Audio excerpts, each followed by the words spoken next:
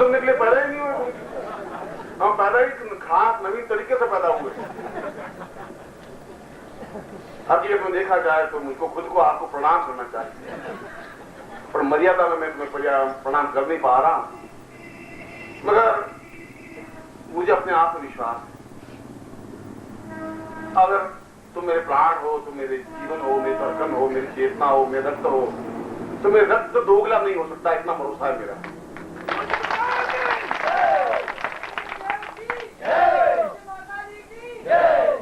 क्योंकि उस खून में मिलावट नहीं है, उस विक्रेश्वरानंद के खून में किसी प्रकार की न्यूनता नहीं है, ओछापन नहीं है, घटियापन नहीं है। वो अपने आप में अपनी ध्वजा के साथ जीवित रहा है, बहुत चेतना और जुड़न पुंज के साथ जीवित रहा है, और जब तक सांस लेगा उसी पुंज के साथ जीवित रहेगा। मगर अगर मैंने ये वायदा किया है तुम्हारे साथ कि मैं सिद्धार्थम जाऊंगा, तुम्हें लेके जाऊंगा, तो मैं निश्चित रूप से अपना वायदा निभाऊंगा, तुम्हें लेके जाऊंगा।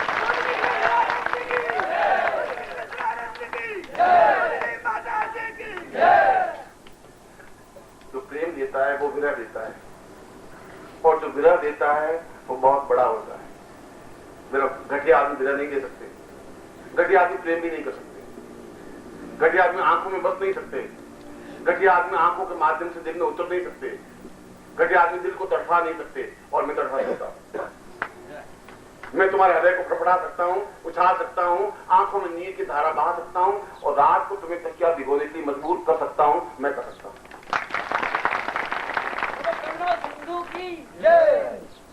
और जन्मदाता भगवान गुरुदेव की जय।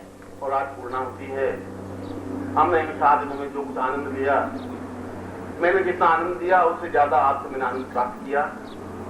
और वास्तव में मुझे अगर हृदय से कहूं, भगवान भगवती जगदम्बा के दरबार में बैठा हुआ, उनके सामने नतमस्तक होता हुआ, तो वास्तव में आप मुझे बहुत प्रिय है, बहुत आत्मीय है, मेरे धड़कनों के अंश हैं।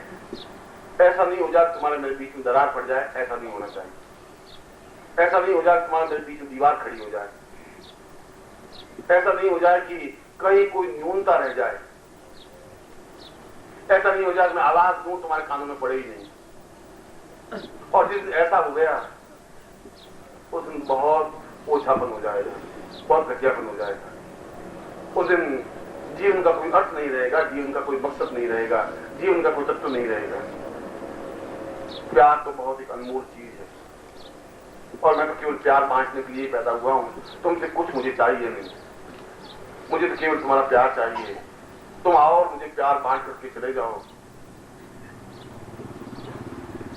शायद ये मेरी पूंजी है, मैं तो उस प्यार के भरोसे जिंदा हूं। लोगों के इष्ट तो सैकड़ों होंगे, राम होंगे, कृष्ण होंगे, महावीर होंगे, बुद्ध होंगे। मेरा तो इष्ट मेरा स्वयं शिष्य है, और मैं तो इष्ट को पूर्ण भगवान बनाना चाहता हूं, ये मेरी इच्छा है।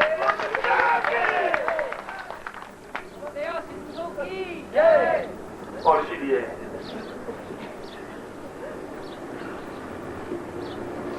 इसीलिए मैं कभी कभी बहुत कड़वी बात कह देता हूं, मुझे नहीं कहनी चाहिए था। कभी कभी मैं तुम्हें फटकार देता हूं, मुझे नहीं फटकारना चाहिए। कभी कभी मैं तुम्हें शब्दों से प्रहार कर देता हूं, शायद मुझे प्रहार करने का कोई अधिकार नहीं है। मगर मेरे दिल में एक चीज है, एक वेदना है, एक तड़प है, एक बेचैनी है।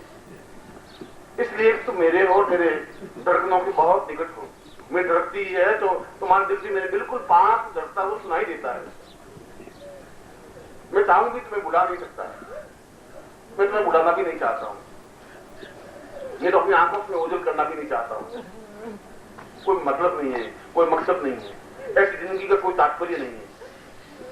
जीवन तो आंखों की भाषा में लिखा हुआ जीवन होता है, शब्दों में तैरता हुआ व्यक्ति होता है, उसको जीवन कहते हैं। धड़कनों में उसका नाम खुदा हुआ होता है तो उसको जीवन कहते हैं। और जिसको ऐसा जीवन मिलता है वह सौभाग्यशाली होता है। और मैं सौभाग्यशाली हूं कि तुम्हारी सैकड़ों सैकड़ों धड़कनें मुझ में मिली हुई है। मैं इस प्रयोग को संपन्न तो करवा रहा हूं, मगर ये प्रयोग तो एक निमित्त है।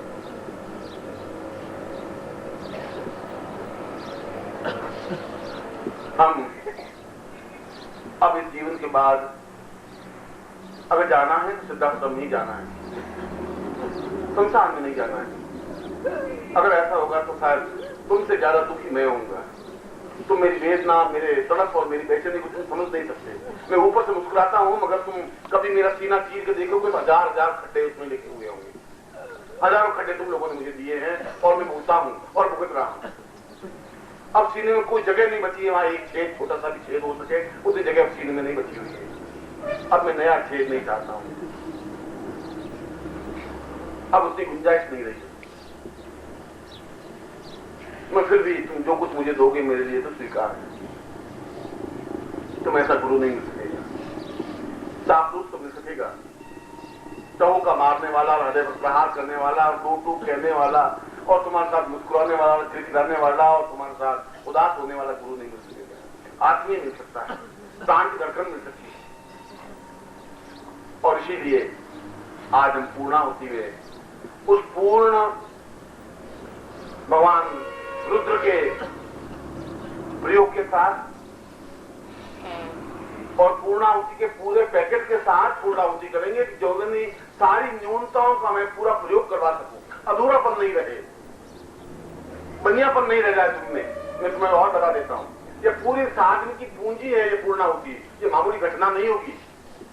उसको अग्नि को समर्पित करने और देवताओं तक पहुंचाने का एक विशेष क्रिया है जो मैं आज संपन्न करवाना चाहता हूं।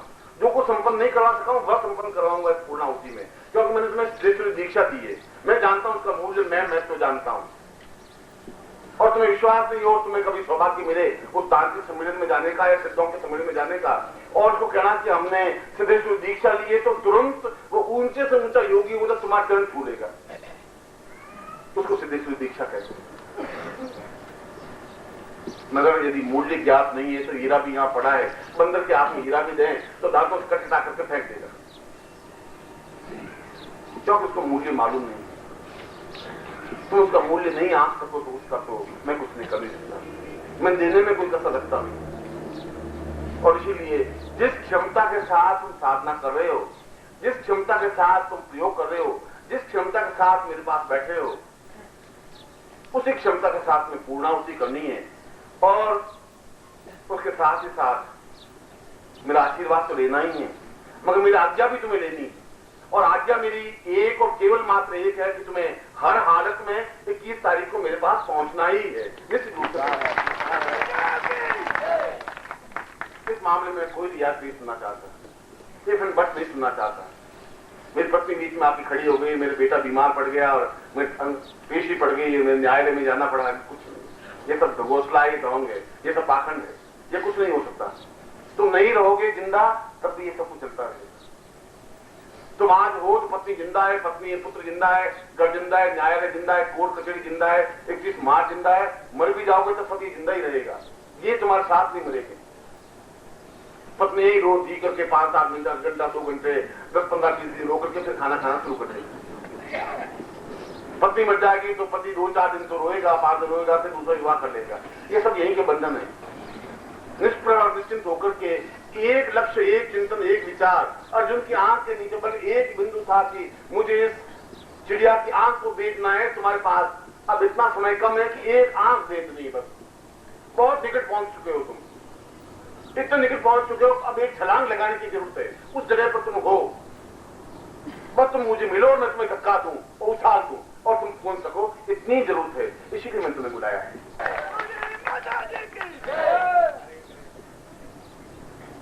और इसीलिए मैं ये प्रयोग तुम्हें करवा रहा हूं। और प्रयोग की बात पूर्ण और पूर्णाहुति के पूर्ण प्रयोग के साथ पूर्णाहुति करनी है, अधूरेपन के साथ पूर्णाहुति नहीं करनी है, मस्ती के साथ करनी है। उसमें जो वस्तु है, जिस प्रकार से वस्तु अग्नि में समर्पित करनी है, एक एक वस्तु एक एक मंत्र के साथ समर्पित करनी है। तभी हमें जीवन में पूर्णता प्राप्त हो सकेगी। तभी आप उस जगह खड़े हो सकेंगे जिसको जंपिंग स्टोन कहा जाता है, जहां से एकदम से उछाल भरी और पहुंच गए। पहुंचने के लिए हजारों वर्ष नहीं चाहिए। तुम्हें सिद्धा समझाने के लिए 5 वर्षों की जरूरत नहीं है। तुम उस जगह पर हो, तुम्हें ज्ञात नहीं है, मुझे ज्ञात है, इसलिए मैं तुम्हें संवार रहा हूं। और इसीलिए कुमार जब घड़े को बनाता है, कुमार को मालूम है मैंने घड़े को कितना बना दिया है। उसको आंख में तपाना है बस, अग्नि के बीच में रखना है। तपन इसलिए कि वह अपने आप में तप करके कुंदन बन सके, आगे जाके गुरु बन सके। गुरु को नए तो पैदा नहीं होंगे, तुम में से तो पैदा होंगे। अगर मैं समाप्त हो जाऊंगा तो कोई को तो गुरु बनेंगे, 1, 4, 6, 10, 15 तो होंगे जो वास्तव में इस देश को, दीपक को दीपक रूप से रखेंगे। तैयार तो होने पड़ेंगे ना, और होना चाहिए। और मुझे विश्वास है तुम पर, तुम्हारी क्षमताओं पर, तुम्हारे कार्यों पर। तुम्हारे साथ तुम्हारा व्यापार नहीं जा सकता, और व्यापार के कारण तुम प्रसिद्ध नहीं हो सकते, सम्मानित नहीं हो सकते। पैसों के कारण तुम प्रसिद्ध और सम्मानित नहीं हो सकते। या मेरे पड़ोस में 5-7 लाख रुपए के मालिक बैठे हैं, वो टके बाप पूछ नहीं रहा है। और बंबई के तो प्रत्येक कंकर को उठा के नीचे देखे तो उसके नीचे करोड़पति दबा हुआ बैठा है। उनकी कोई वैल्यू नहीं है। हम तुम तो एक मामूली आदमी। नोटों का कफन ओढ़ा नहीं जाता, सिकंदर में नहीं ओढ़ा, रावण ने भी नहीं ओढ़ा, तुम नहीं ओढ़ सकते। बेकार चिंता करते हो। अर्जुन करें चाहते अपने मस्ती के साथ। मेरे एक मित्र से बहुत बचपन में 60 साल की, बहुत पहले की 55 साल की बात कह रहा हूं। वो हर एक से उधार लेता ही रहता था। इससे उधार लिया, फिर उससे उधार लिया, फिर उससे उधार लिया। 40-50 लोगों से, किसी 50 रुपए, किसी 100 रुपए। उस समय 40 रुपए बहुत बड़ी बात थी। और उसके पास क्या मर गया, और क्या हुआ? माँ मर गई, मेरे माँ मर गई, कपन भी नहीं है मेरे पास। उसने सोचा बात तुम माँ बेटा 30 रोजा दे। किसी पास जाकर बहन मार के आ जाता, किसी पास भाई मार के आ जाता, किसी पास माँ मार के आता। अरे मेरे को साला गधा है, तो कर क्या रहा है? इतने लोगों से तुम उधार लिया, इस गली से हो गए तो उस गली को बंद करके उस गली से जाने लगा। जब वो गली भी बढ़ गई तो फिर तीसरे गली जाने लगा। मैंने इतना कदम झुकाएगा कैसे? तुम नाम समझते ही नहीं। मरूंगा तो अर्थी के आगे आगे खड़े होने से रहे। अर्थी अपने आप सुनसान जाएगी, साले रोड़े दो। और मैं कोई बड़ा काम तो नाम करने वाला हूं नहीं, तो यही लोग मुझे याद रखेंगे जो 25-50 नाम मशहूर हो गए। ये सारा ठाकुर जब सारा मर गया, मेरे पैसे लेके मर गया। इस बार नाम तो मेरा लेगा, और क्या करूंगा? नाम तो अमल करने के कई तरीके हैं। गुरु के पास कई तरीके हैं। ऐसा नहीं कर सको कि वो तरीका बता दूंगा, अगली बार आ जाना वो बता देंगे। और उधार कैसे लेते हैं वो भी बता दूंगा। एक आदमी से दूसरी बार भी उधार लेना, ये भी तरीका है। नटवरलाल का तुमने नाम सुना होगा, बहुत प्रसिद्ध ठग था, पकड़ा गया। वो कोर्ट में गया, जज बड़ा आश्चर्य। उसने कहा कि नटवरलाल, हम तो वंडर, आज के दिन तुमने अपनी जिंदगी में हजारों लोगों को धोखा दिया, तुम्हारे इस धोखे में फंसते कैसे? तुम किसी की जेब से पैसे कैसे निकलवा देते हो, कैसे ठगते हो? 2 मिनट में जादू करता हूं, अभी 2 मिनट में बता सकता हूं। तुम ठगी करते कैसे? आखिर मुझे समझ में नहीं आया। क्या आपको मैं चमत्कार करके दिखाऊं? अच्छा लाइए 5 मिनट 100 का नोट में करके दिखाता हूं। जब तक 5 रुपए का नोट निकाल दिया, उनका कैसे निकलवाता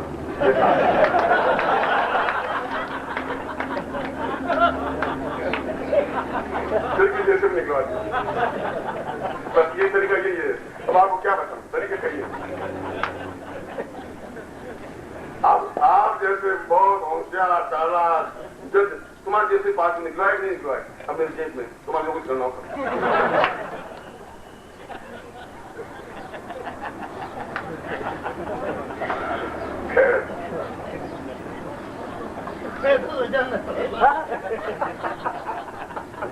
वो प्रवचन अगर कोई मानव शिविर लगाएंगे ठगने की कलाओं से, वो है मेरे पास।